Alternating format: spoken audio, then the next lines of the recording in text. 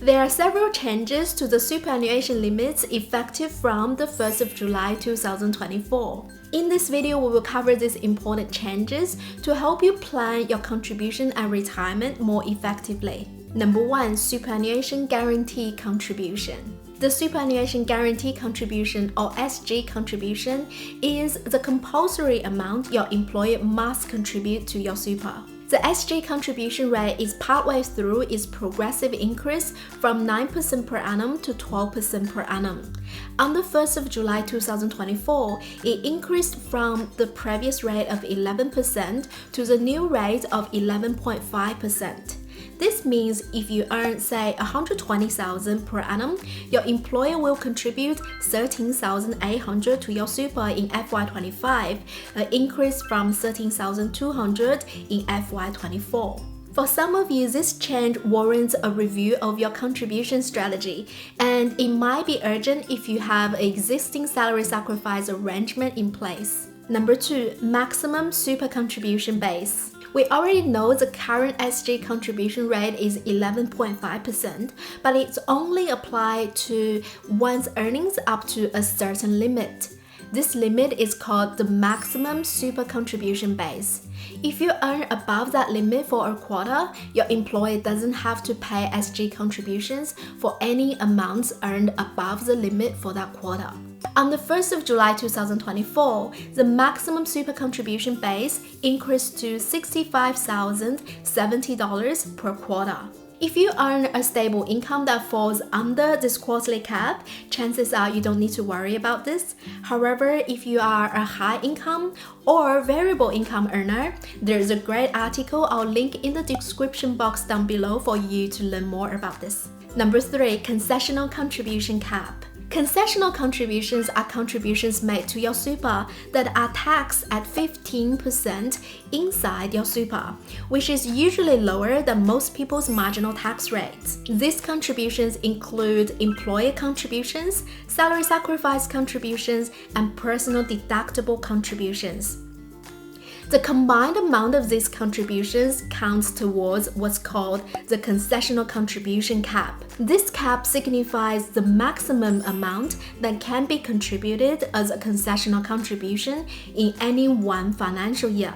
As of the 1st of July 2024, this cap increased from $27,500 to $30,000, meaning an extra $2,500 can be contributed each year. Number 4. Carry forward concessional contributions. These caps that most people are familiar with are just the general caps. If your total super balance is less than $500,000 on 30th of June of the previous financial year, you can contribute more than the general concessional contribution cap by using unused cap amounts from up to 5 previous financial years. This is known as the carry forward contribution. For example, if your super balance on the 30th of June 2024 was less than $500,000, then in FY25, you could use any unused portions of your concessional caps from FY20 to FY24. Unused cap amounts are applied automatically once you exceed your current year's general cap of $30,000. From there, the oldest available unused cap amounts are carried forward first. In an extreme scenario where someone is eligible and hasn't made any concessional contributions since FY20, they could make a total of $162,500 in personal contributions in FY25 and claim a tax deduction. That's 6 years worth of concessional contribution caps, 5 years of unused caps plus the current year's cap. Depending on individual circumstances, even a less extreme application of this strategy can save a lot of tax for someone with a one-off high-income event such as selling an investment property. A good way to check your unused concessional contribution cap and total super balance is through MyGov ATO service. Before we move on to other superannuation related changes, I want to give you a bonus tip. The effective tax-free threshold for FY25 has increased to $22,575 due to the revised Stage 3 tax cut. If you use concessional contributions to reduce your taxable income to the tax-free threshold, make sure not to aim too low. Many still mistakenly aim for the headline threshold of $18,200.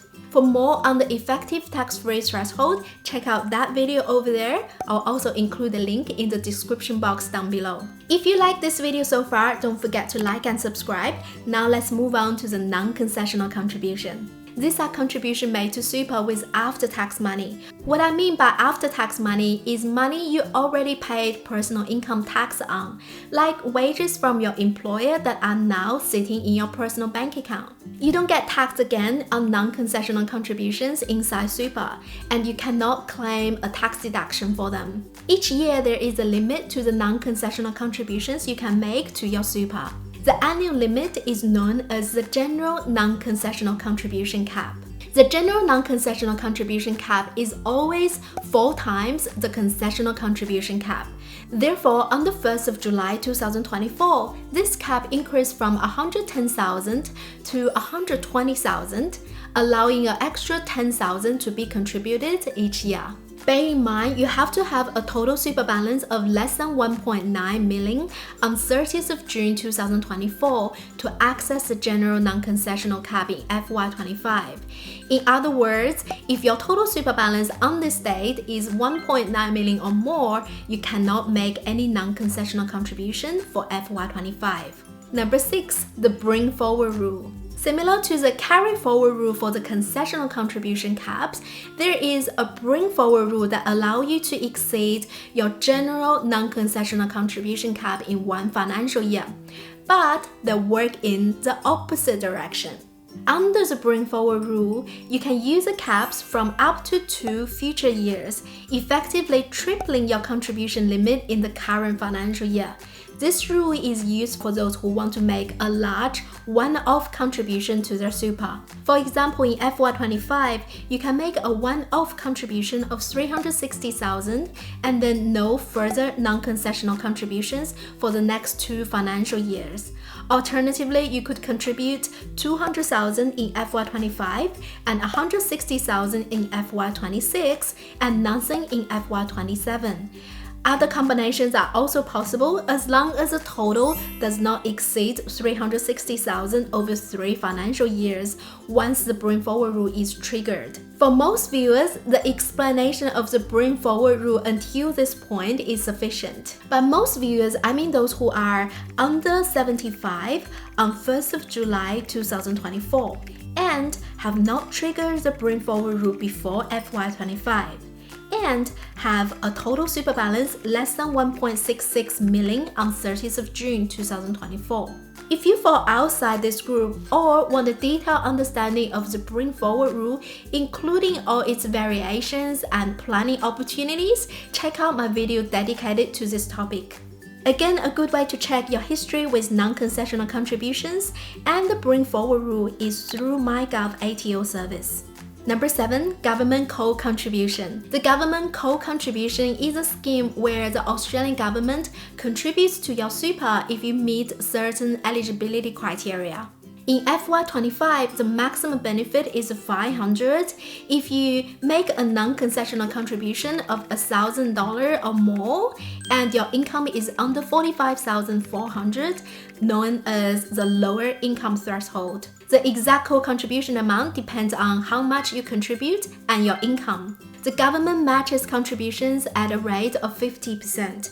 The maximum co-contribution of $500 gradually decreases and disappears when your income reaches $60,400, known as the higher income threshold or cutoff point. For FY25, both the lower and higher income threshold have increased, meaning more people will benefit from the government co-contribution. You can use a super co-contribution calculator on the ATO's website to estimate your co-contribution entitlement and eligibility.